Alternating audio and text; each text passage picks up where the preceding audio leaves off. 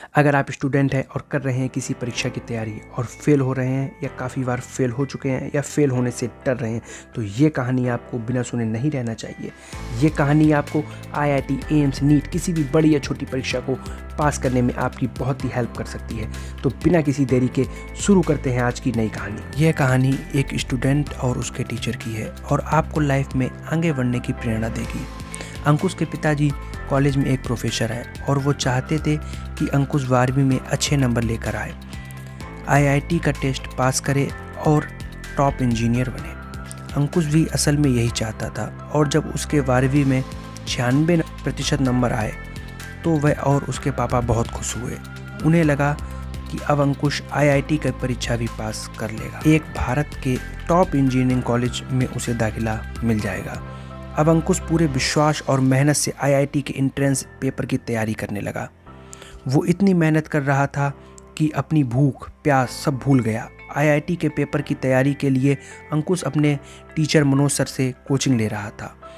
Manoj sir उन सभी बच्चों को कोचिंग देते थे जो आईआईटी की परीक्षा पास करना चाहते हैं। मनोज सर को भी लगता था कि अंकुश आसानी से आईआईटी की परीक्षा पास कर लेगा। उन्हें अंकुश का फ्यूचर बहुत अच्छा लगता था।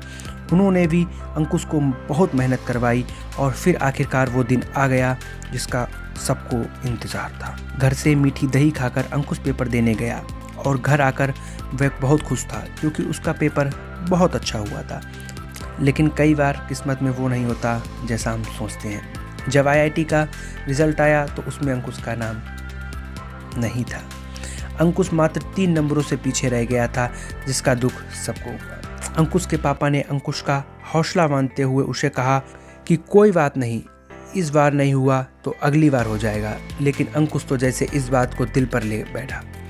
उसे पूरी उम्मीद थी कि वह पेपर पास कर लेगा और जब वह पास ना होकर पाया तो बहुत निराश हो गया। अंकुश डिप्रेशन में रहने लगा और अब उसका मन पढ़ाई से ऊब चुका था। अंकुश को निराश देखकर उसके पापा भी टेंशन में रहने लगे थे और इसलिए उन्होंने ये बात अंकुश के मनोज सर से शेयर की।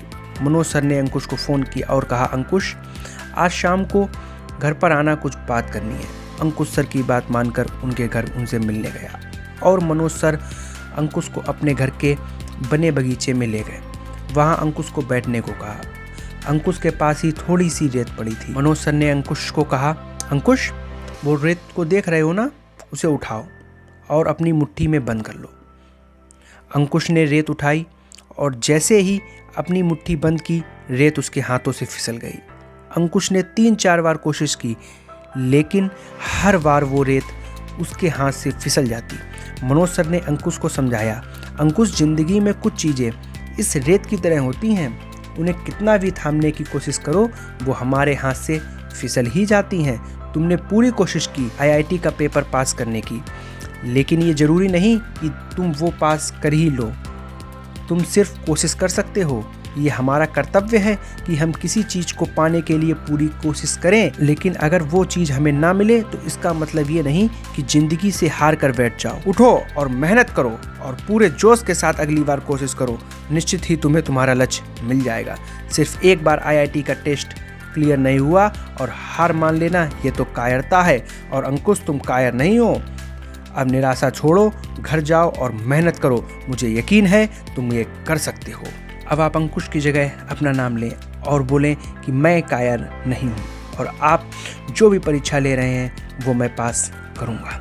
पानी में गिरने से किसी की मृत्यु नहीं होती। मृत्यु तभी होती है जब तैरना नहीं आता। परिस्थितियाँ कभी समस्या नहीं बनती, समस्या तभी बनती हैं जब उनसे निपटना नहीं आता।